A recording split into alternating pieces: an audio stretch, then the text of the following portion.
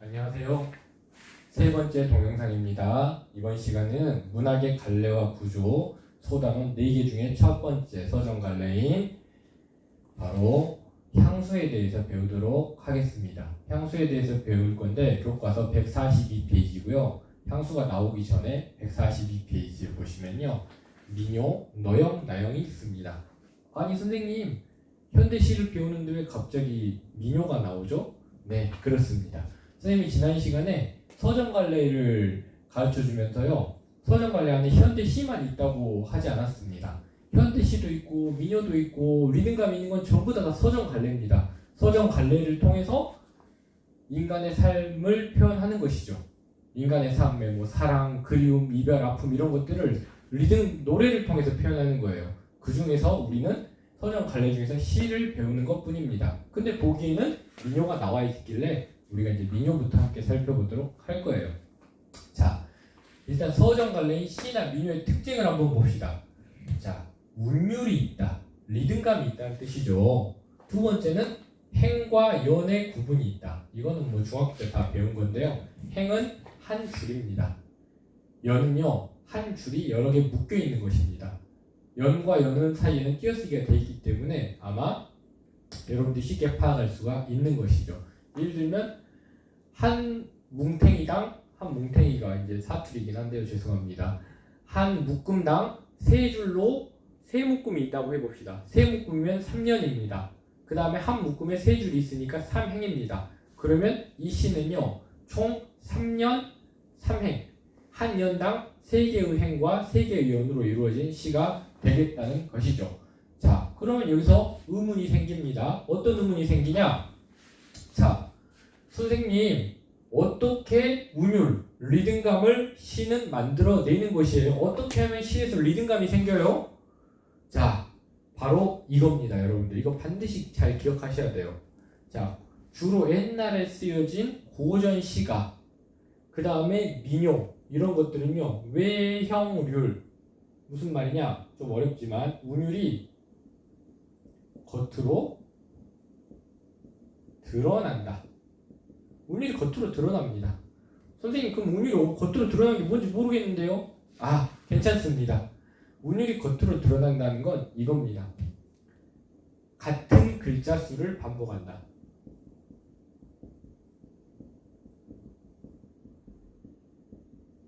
여러분들 혹시 아웃사이더 외톨이라는 노래 아세요? 상처를 치료해줄 사람 어디 없나, 가만히 놔두다간 끊임없이 겁나. 상처를 3글자, 치료해줄 4글자, 사람 어디 없나 6글자, 가만히 3글자, 놔두다간 4글자, 끊임없이 덧나 6글자. 같은 글자가 반복되고 있습니다. 그러면서 리듬감이 생기는 것이죠. 자, 이것이 바로 음수율입니다. 음수율. 그 다음에 방금 여기서 상처를 치료해줄 사람 어디 없나, 가만히 놔두다간 끊임없이 겁나. 어때요? 위랑 아래랑 문장 구조가 똑같죠? 뭐뭐를 뭐뭐해줄 뭐뭐 어디 없나, 뭐뭐를 뭐뭐해줄 뭐뭐 어디 없나. 이렇게 문장 구조가 똑같잖아요? 그럼 또 리듬감이 생깁니다.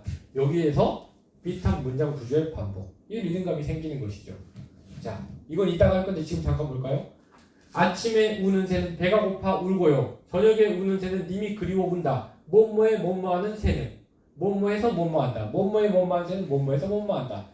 어때요? 문장 구조가 똑같죠? 그러니까 리듬감이 생기는 겁니다. 그 다음에 3글자, 2글자, 2글자, 4글자, 3글자, 3글자, 2글자, 2글자, 2글자, 3글자, 2글자, 2글자, 5글자, 2글자. 여기서 살짝 다르긴 한데 똑같잖아요, 글자 수가. 이러면서 리듬감이 생기는 것입니다. 자, 음보율은 뭐냐? 한 줄을 몇 걸음 안에 건너갑니다. 선생님이 보이는지 모르겠지만 걸어보겠습니다. 아침에 1걸음, 우는 새는 2걸음, 배가 고파 3걸음, 울고요 4걸음. 한 줄을 4걸음 안에 걸으면 몇 음보? 4음보. 한 줄을 3걸음 안에 걸으면 3음보입니다. 당연히 한 줄을 몇 줄 안에 걷는 게 빠르겠어요? 그렇습니다. 3줄 안에 걷는 게 빠릅니다. 3걸음 안에. 그걸 보고 3음보라고 합니다. 저녁에, 제가 걸어보겠습니다. 저녁에 우는 새는 님이 그리워 운다. 4음보입니다. 이렇게.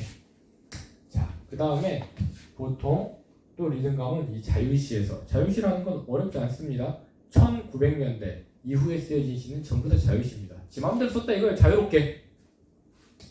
그러면 옛날 고전 시간에 위는 지 맘대로 안 썼나요? 네, 지 맘대로 안 썼습니다. 글자 수, 음보를 딱딱 맞춰서 써야 되니까 지 맘대로 쓸 수가 없었어요. 근데 현대시는요, 그냥 지 맘대로 씁니다.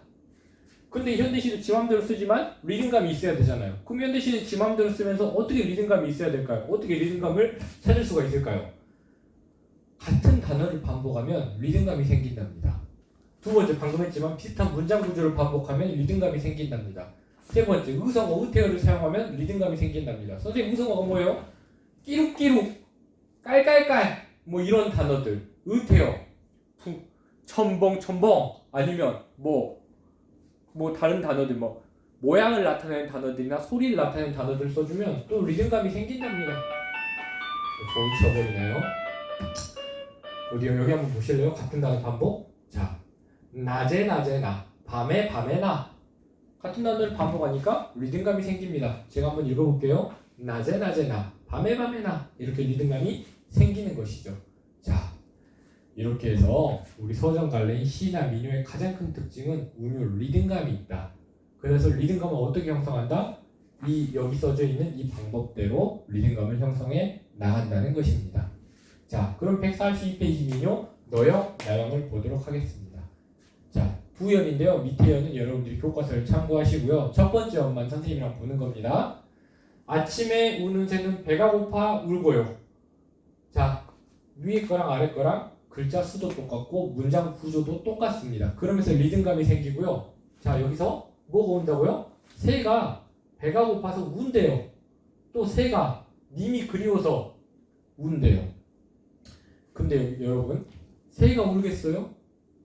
시에 나오는요, 감정은요, 여기서 감정이 뭔데요? 운다, 그립다, 이런 것들이 감정입니다. 새가 울든지 뭐 짐승이 울든지 꽃이 울든지 풀이 울든지 전부 다 이거는 누가 우는 것이냐? 시적 화자가 우는 것입니다. 사람이 우는 거예요, 사람이. 근데 지가 안 울고 지가 운다고 표현하면 좀 그러니까 동물이나 사물이 대신 운다고 표현을 한 거예요. 그런 동물이나 나를 대신해서 감정을 표현해주는 것들을 시에서는 뭐라고 하느냐? 이런 새 같은 것들을 감정, 이입이라고 하죠. 새한테 지 감정을 이입한 겁니다. 새가 우는데 내가 우는데 새가 운다고 표현한 겁니다. 그런 거 있잖아요. 내가 남자친구한테 차여가지고 너무 슬퍼요. 그러니까 세상 모든 게 뭐해 보이는 거야? 슬퍼 보이는 거야. 그래서 지나가다 꽃을 봤는데 꽃이 슬퍼 보여. 저 꽃이 슬퍼서 우는구나. 꽃이 슬픈 겁니까? 아닙니다. 사실은 그 꽃을 바라보는 내가 슬픈 것입니다. 너형 나형은 교과서에 나와 있는데요. 제주도 방언이라고 합니다. 너하고 나하고 둘이 둥실 놀고요. 낮에 낮에 나, 밤에 밤에 나, 상사랑 이로구나. 상사랑은 사랑을 그리워 한다라는 뜻입니다. 상사랑. 그러니까 딱 보면 어때요? 운대요, 그립대요. 님을 사랑을 그리워한대요. 아, 그러면 이 작품은요, 이 민요는요, 이 민요라는 문학은요, 서정갈래의 민요라는 문학은 이 서정갈래를 통해서 인간의 삶에 뭘 말하고 싶은 걸까요? 그렇습니다. 바로 님에 대한 그리움입니다. 님에 대한 그리움을 어떻게 형상화했습니까? 이런 감정이입을 통해서 형상화한 겁니다. 이런 리듬감을 통해서 형상화한 겁니다. 이런 식으로 우리가 서정갈래인 시, 정지용의 향수에서도요, 이 인간의 삶 중에 어떤 주제를 어떤 식으로 시에서 어떤 방법을 써서 형상화했는지를 찾아낼 거예요. 그리고 다양한 활동들도 해보도록 하겠습니다. 이번 시간에는 여기까지 하고요. 다음 시간에 본격적으로 현대시 향수 들어가 보도록 하겠습니다. 세 번째 동영상 봐주셔서 감사합니다.